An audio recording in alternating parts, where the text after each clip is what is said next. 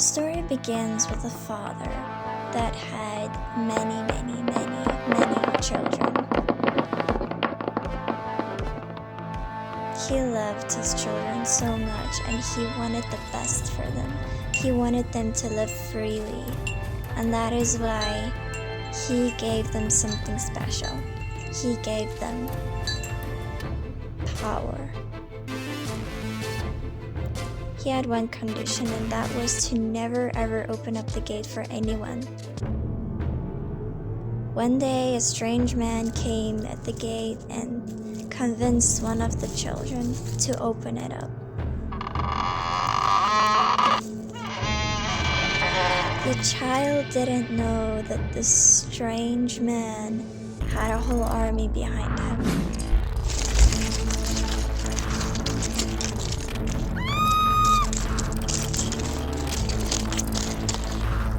The army rushed in and blinded everyone, took control of the children, and stole their power. No one was spared. The purpose of this man, this strange man, was to kill, steal, and destroy everything. And that is exactly what happened here. He was the father's enemy. The father never wanted any of it for his children.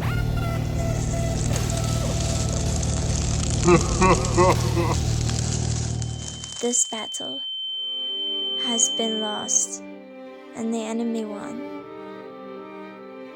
They lost everything.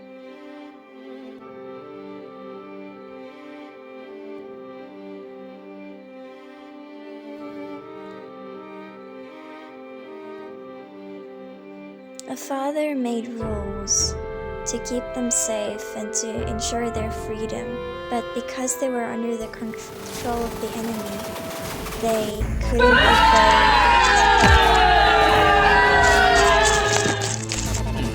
The father had to make a plan real quick.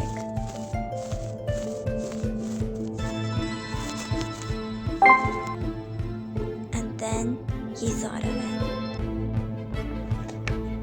He took a part of himself and created something marvelous.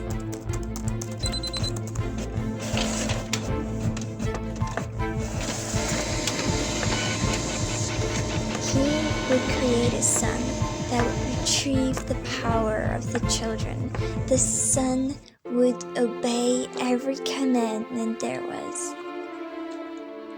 And the sun would set the children free from the enemy's control.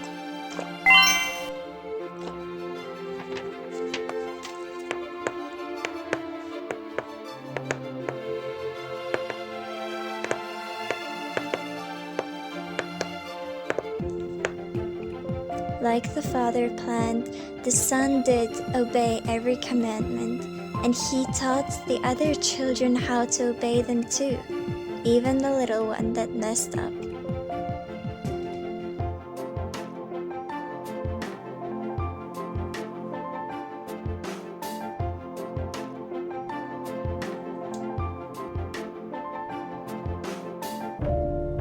And then he had to go. He had to say his goodbyes and explain to them that he had to go and retrieve the power and set them free. Some were very sad to say goodbye.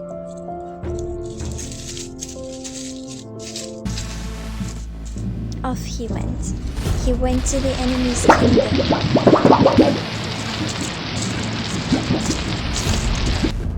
The children held their breath in anxiety.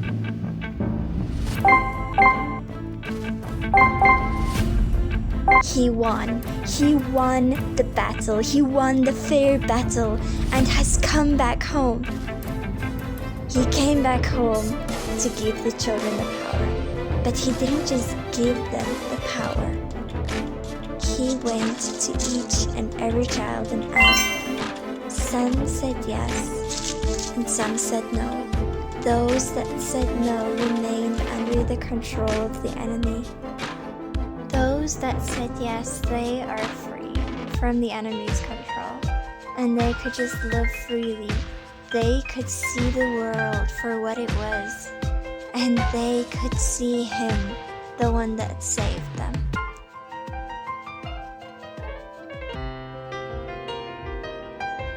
The end. Hey guys, I hope you enjoyed that video. That was really hard work.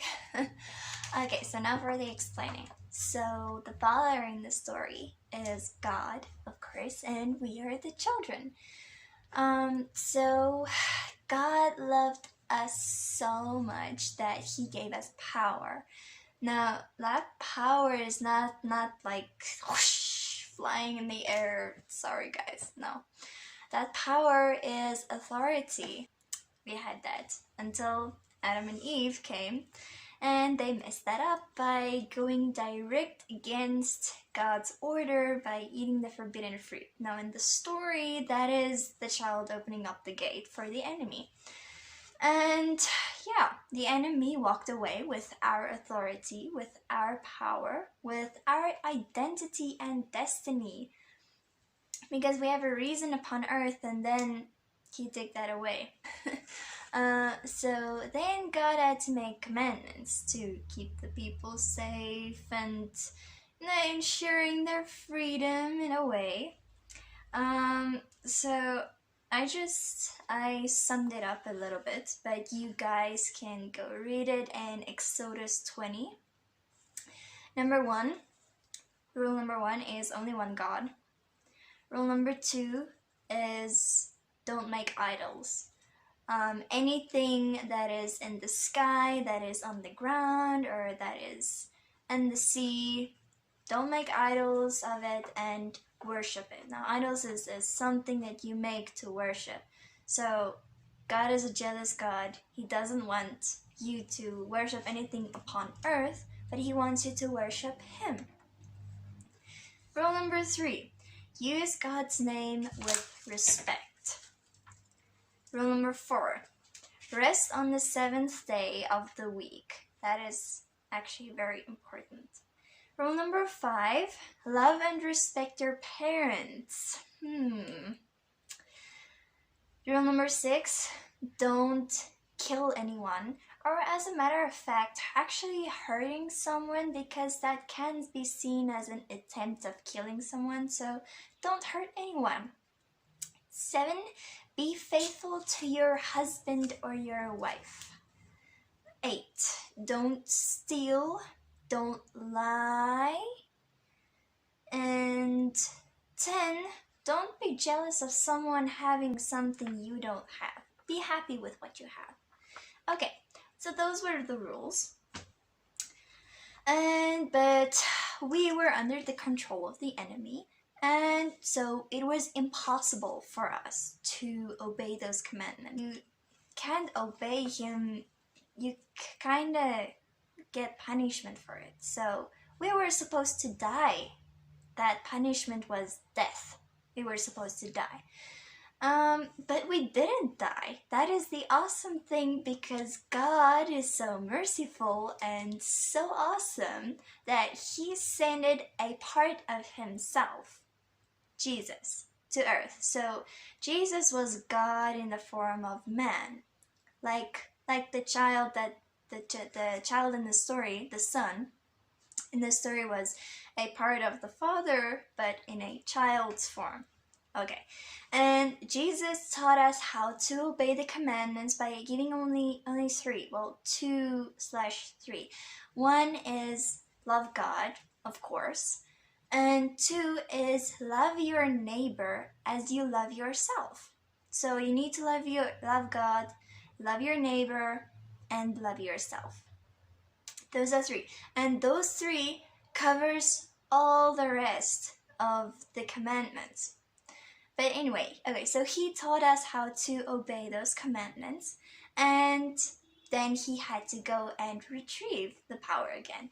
So He took our punishment, our death punishment, upon Himself. So Jesus died in our place, which is So amazing, actually. So he died in our place, and by that death, he actually got our power back again. Well, the power of God. He made it available for us again. And now he is asking us, do we want it back? Do we believe in him? And do we want to be free? Do we want to be free from the enemy's control? That is as simple as that. So this whole story is a love story. It is a father that loves his children and doesn't, no matter what, he will do anything for you. Like, the heavens went bankrupt to save you and me. The heavens went bankrupt because Jesus came from heaven and went to earth to save us. So if you want to give your heart to God, it is as simple as, God, please forgive me for breaking the rules, for doing sin, and I want you to come and live within me. And God, I give you my heart. It is as easy as that. Anyway, I hope you guys enjoyed it.